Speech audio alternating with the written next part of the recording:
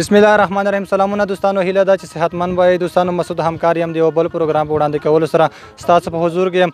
دوستانو نن ورځ په خپله سیمه یعنې د ترنایو د درګي د سال په سیمه کې له خوږو ملګرو سره بانډار لرو. دوستانو تر اخره زموږ ملتیا وکړئ او له ویډیو څخه خوند واخلئ.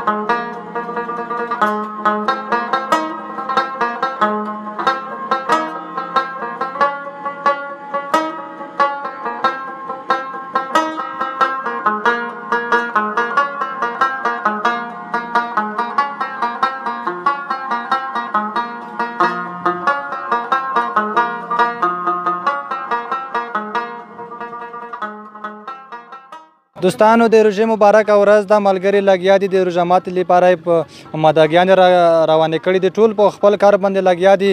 زه به هم د دوی سره بانډار ولرم.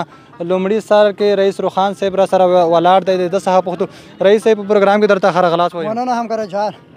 رئیس صاحب که دا راته ووایي د ملګري مو څه ډول راټول کړل، ټول بانډار هم جوړ کړی دی، او بله که دا راته ووایي د سیمه د چا په خواهه مو انتخاب کړه، ډېر ښایسته ځای مو انتخاب کړی دی. مننه همکار صاحب. باس ولای کې دا غاجه ته سال سخایلای کی سال سیمه یلای کیږي او باس ملګری یو بل نن سبا خو ټکنالوژي دی دی و بل ټلیفونان د سره خبر کړل او میګ ملګری ټول ملګری دا مخترس پلان و چې په دغه سال سخا کې به میګ یو رژموته جوړوي خو اسمونینا وریزه و اسمون سره خروپ و خو نن اسمون ډیر تازه ده، ډیر شین دی. نن ملګری میګ وکول شول چې نن په دغه سال نه 15 رژموته په سال نه جوړ کی. دا ځای چا انتخاب کړی؟ تا انتخاب کړی دی؟ ملګرو انتخاب کړی دی؟ ټولو په خوښه انتخاب دی؟ جار همکار صاحب ولای کې ټولو ملګري دا په مایشو چې په دغه سال نه به میګ یو څه بعد کې وړه ملګري په خوښه ده دغه څه. مننه له رئیس روخان څخه، مننه له نور ملګرو سره هم بانډار لرم. داسې ورو ورو ورځو ملګري لګیا دي اشپزي کوي. رئیس امان تڼای لګیا دی اشپزي کوي. امان صاحب کا ډیر مصروف یې کسان جار همکار صاحب ولا خو صحیح تم غرم شروع کړای د پکوړې د موج ملګری د پراته رای باید ونسی خو صحیح که مصروف ولا. ها رئیس امان تڼای تا ته ډیر ګران کار تر غاړې کړی دی. پکوړې په خوال ولا دا به ډیر سخت وي که څنګه؟ ولا همکار صاحب خامخال څه نه څه لږ سخت دی خو بیا غو ملګری مانځ کې دا خاصه دی کور دی که نه باید موږ ډېر غوټ غوټ کړي نه ملګری مانځ کې وکړي. ها رئیس امان تڼای که دا راته ووایي چې د پکوړې کې کوم مواد استعمالېږي، څه ډول پخېږي؟ مرچ پیوز د خدای وکاره چې څومره ډېره بېر شوې د امره ذایقه ضروري ولا څنګه د مصرف ډیر نه پرې راځي؟